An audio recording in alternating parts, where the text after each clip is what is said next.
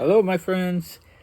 This is the 1921 diary series, and we have gotten caught up to a certain extent, to my surprise, because I thought that this particular diary entry was longer, but we started it at page 14. No, yeah, we started at page 14 and went through page 23.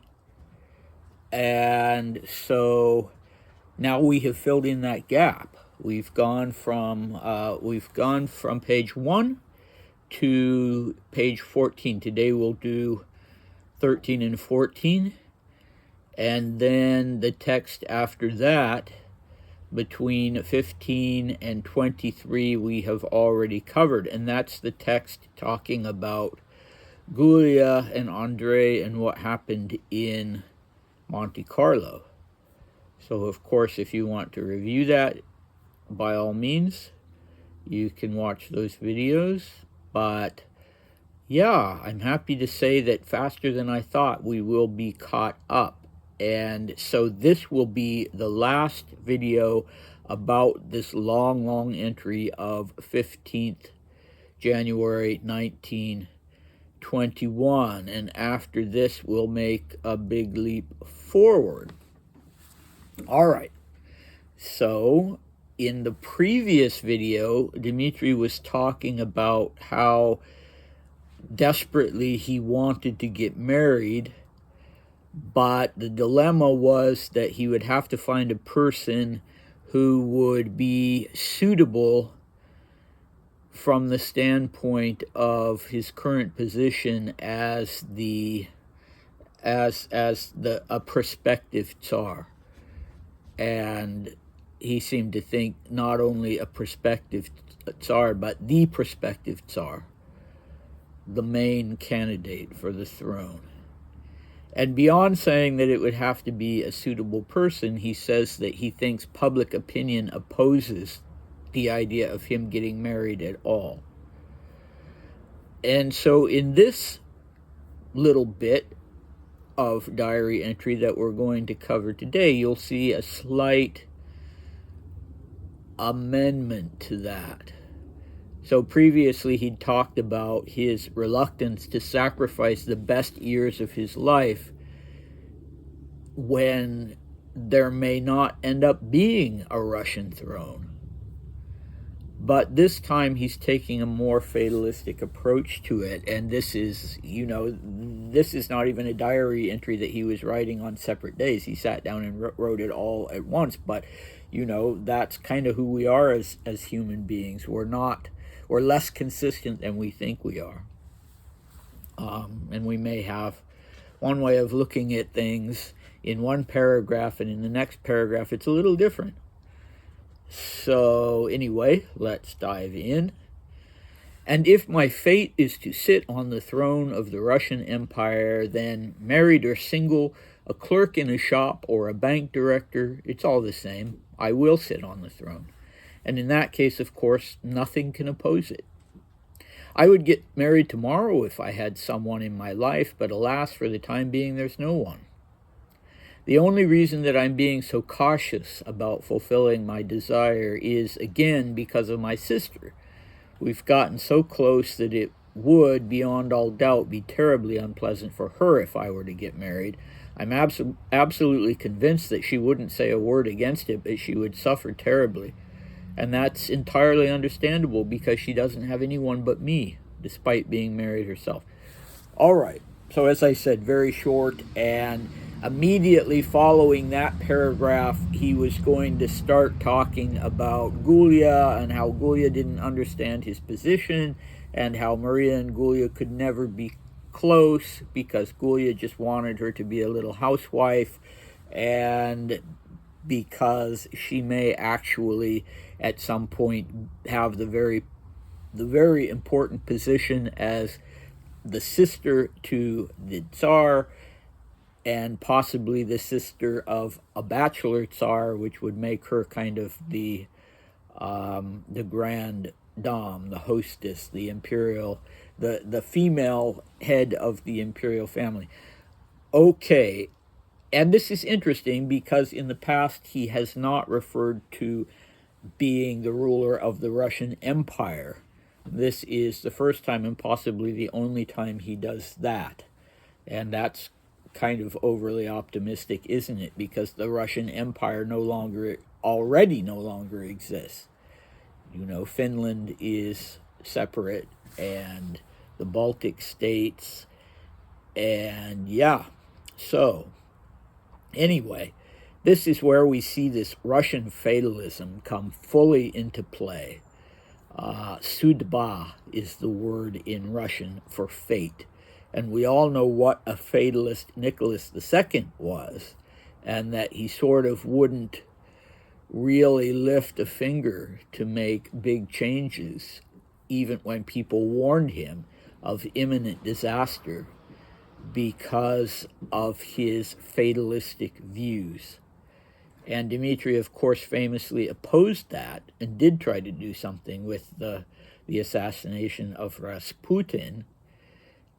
And even in the previous paragraph, he was emphasizing that it wouldn't be acceptable for him as a prospective emperor or tsar to marry an unsuitable person, or possibly even marry at all at that point. But now all of a sudden he's saying, well, it's entirely in the hands of fate. And it doesn't matter if I'm married or single. It doesn't matter if I'm a clerk in a shop or a bank director. No difference. If that's my fate, then it will happen, and nothing in the universe can oppose it if that is what fate has decided. All right, so quite a statement there. He's sort of working through these ideas as he's writing. And this reference to being a clerk in a shop or a bank director, well, he was starting to reach an understanding that he was going to have some source of income, that he didn't have the capital to invest or to open a business as he would have liked. He'd talked at one point, not seriously, but they'd sort of kicked around the idea with another emigre, I can't remember who, with the idea of opening a cinema. But at any rate, he was going to have to come up with something. The writing was sort of on the wall, and I'm sure he did not in the slightest consider that he might end up a clerk in a shop. So he's being kind of, you know, he's exaggerating in order to make the point that it literally wouldn't matter what he was or who he was if fate had already determined that he was going to be the Tsar of Russia. And so the bank director is more along the lines of what he was thinking. You know, even though he didn't have any experience in that direction, he'd had some contact with people at Bankers Trust, and there were wealthy Russian bankers. There were various Russian banks there was a Russian Bank of the Levant, a Russian Caucasian bank, and they were getting together with French and to some extent British banks, and they were trying to finance the Civil War. They had been trying to finance the Civil War back in 1919 and 1920. They weren't anymore, but there had been some mergers with, I think, I need to get more into the details of this, with European banks outside of Russia, and there was, you know, and Dmitri had put out feelers through the Polovtsovs, because Alexander Polovtsov, whom he didn't get along with particularly well, was on the board of one of these banks, and yeah, I think it was his friend Mordvinov who was on the board of one of these banks, but that was going nowhere. And he'd started to realize that wasn't going to go anywhere. But anyway, I'm digressing. You know, he's just making the point about fate. And I would get married tomorrow if I had someone in my life. So we know from the previous section of this diary entry that, in his own words, he was only spending time with what he would have called unsuitable or loose women, including prostitutes, but also people like this kind of wild girl, Charlie Brighton, and an even wilder girl that he'd been together with in London named Teddy Gerard, an actress from Argentina. And she was really a wild one, but he even went so far as to introduce her to Lady Lucia Marling. And yeah, so this was where he was getting not only sex, but a sense of well-being, because he needed to have a woman in his life. And there was a married woman named Margaret Montague in London that he had quite a passionate an affair with, until her husband got super upset about the whole thing.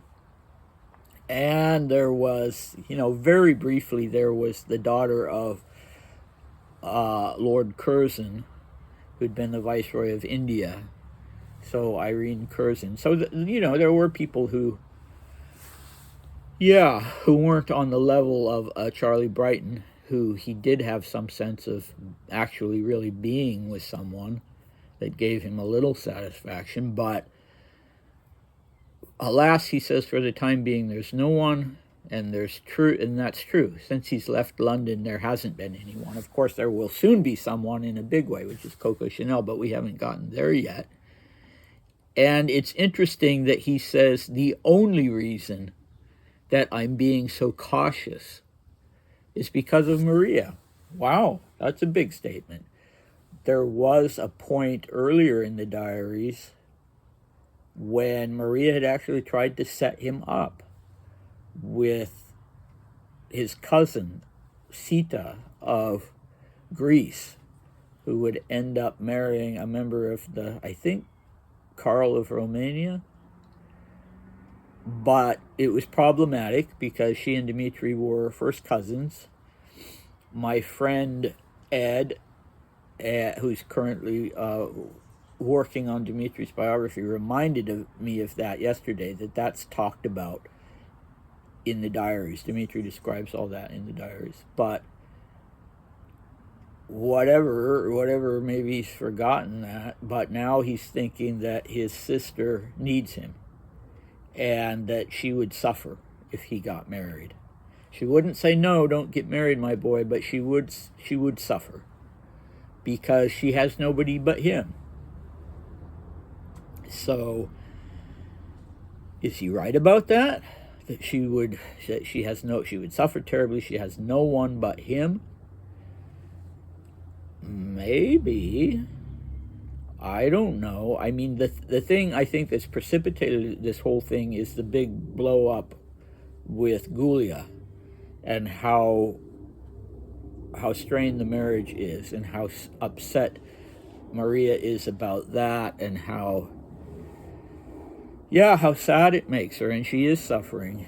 And of course we don't know both sides of the story. At this particular time, Giulia has been sent off to London to do something with Maria's jewels, possibly to sell them, and so she and Dmitri have been enjoying having this time together. So I guess he's probably thinking more about that. He has friends.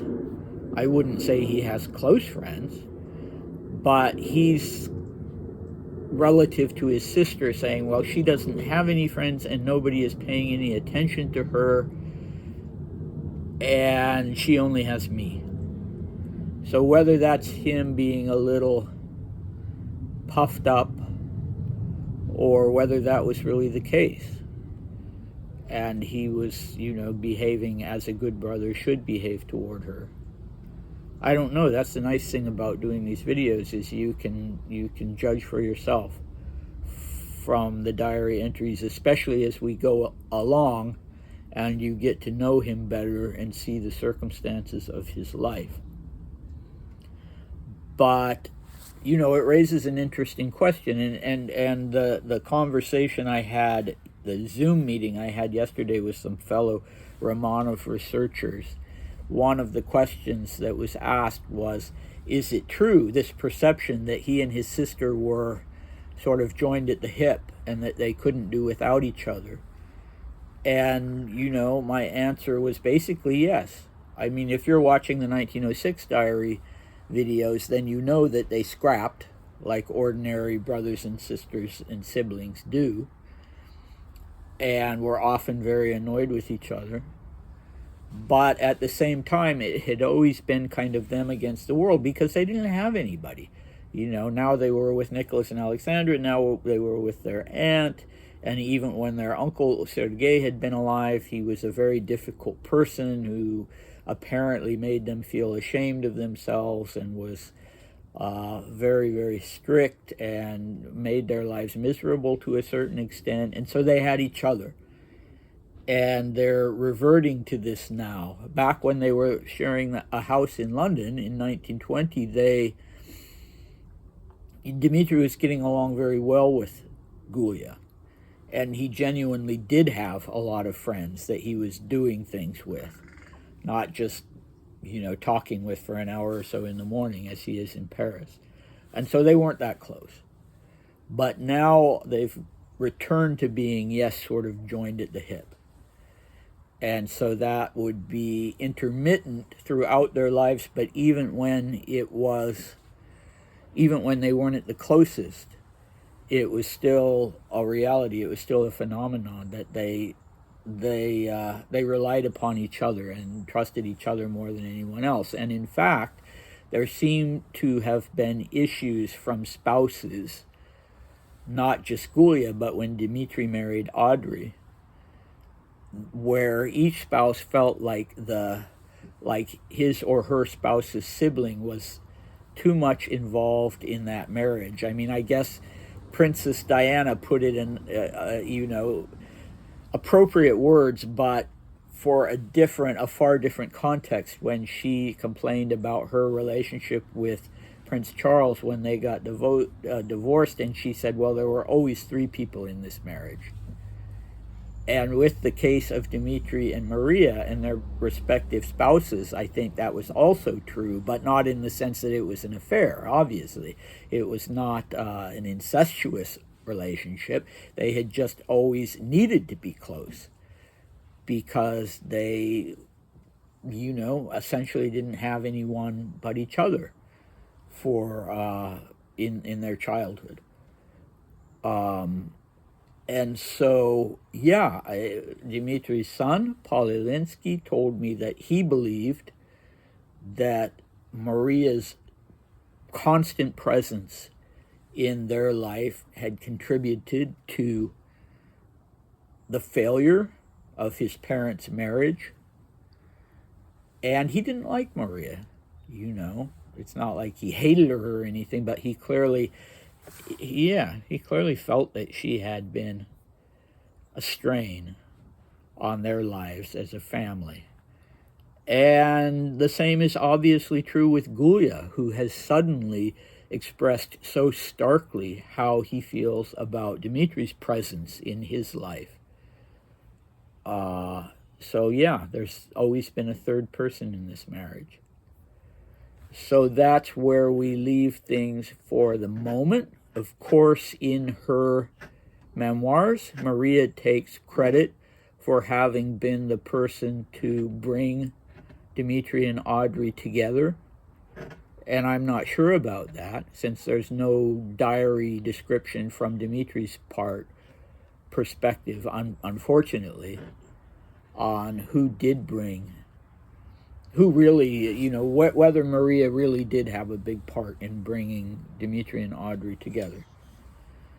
So we just sort of have to take her word for it, I guess, or you know, just shrug our shoulders. But anyway, that's far in the future. We're still in 1921, and we will be resuming not with the long entry, but with the day-to-day entries, jumping forward 10 pages from page 14, which is this, to page 24, but of course you have not missed anything.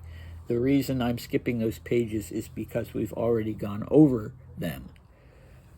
All right, we have such eventful things coming up in our friend's life. So definitely come back for that, and I'll see you next time. Bye.